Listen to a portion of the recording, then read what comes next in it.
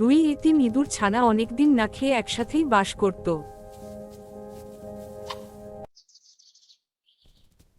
বহু কষ্টে তারা এক টুকরো শুকনো রুটি খুঁজে পেল। এই, তুই বেশি খাচ্ছিস না, তুই তো বেশি খাচ্ছিস, আমার ভাগটা দে। খিদের জ্বালায় তারা নিজেদের মধ্যে ঝগড়া শুরু করল। জন্য বিড়ালের কাছে যাই, চল। বিড়াল ভাই, আমাদের বিচার করবি, শেষমেশ তাকে এক বলো। বুড়ো বিড়ালের কাছে ঠিক আছে, তারা রুটিটা করুণ ভাগ সুরে করে দেব। বিচার চাইল। কিন্তু মনে রাখো, খাওয়ার জন্য বিড়ালটি যেন ভাগ মুখে করে মায়া দেবে না। দেখালেও মনে মনে ফন্দি আটল। সে রুটি সমান করার নাম করে একপাশ থেকে কামড় দিল। ইঁদুরগুলো চোখের জলে তাকিয়ে দেখল রুটি ছোট হয়ে যাচ্ছে। বিড়ালটি নিষ্ঠুরভাবে তাদের চোখের সামনে সব রুটি খেয়ে দিল।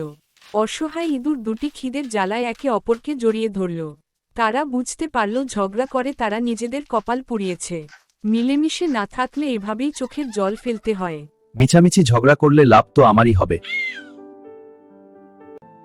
নিজেদের মধ্যে ঝগড়া করলে তৃতীয় পক্ষ তার সুবিধা নেই।